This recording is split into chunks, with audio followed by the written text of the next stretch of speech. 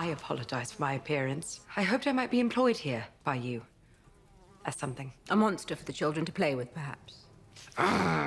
Working in Hatfield was incredible because, you know, Queen Elizabeth I had gone there as a little kid. The history of it, shooting on location, was just infused a lot, I think, into the feeling for everybody. The grandeur was pretty amazing. We had to be very, very careful at Hatfield because everything was so old, and there was always kind of like a guy in the corner watching and making sure nobody messed anything up.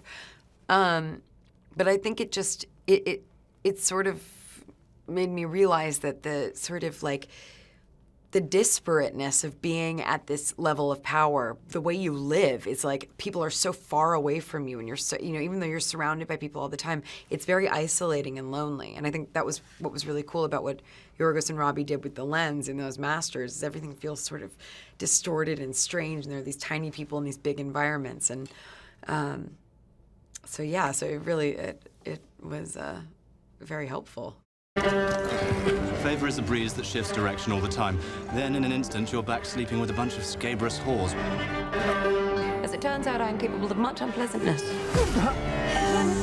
The costume design by Sandy Powell was so beautiful and so historically accurate, and the fabrics were really incredible because they were super modern. So there was leather laser cut and selvage denim and, you know, just a lot of really amazing materials. And as my character grows in her role, going from a scullery maid to a, you know, a lady, her costumes get more and more opulent, and it was really, really cool to see that by the end she wears white because she can afford to get it dirty, or, you know, she's getting these huge headpieces and jewels, and I just think Sandy is amazing, and it was really cool. None for the Queen. What? Well, you cannot have hot chocolate. Your stomach, the sugar inflames it. Abigail, hand me that cup. Do not. I'm sorry, I do not know what to do. Oh, fine. Give it to her. And then you can get a bucket and a mop for the aftermath.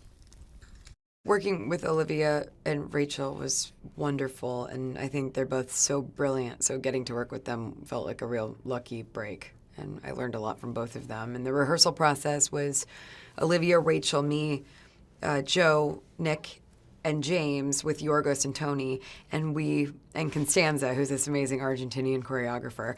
And we, for 3 weeks, just like acted like human noodles and crawled all over the floor and embarrassed ourselves completely in front of each other.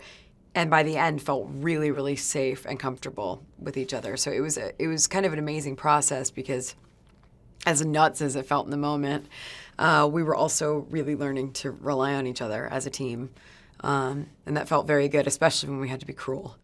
How good to see you've returned from Hell, I'm sure you shall pass through it one day.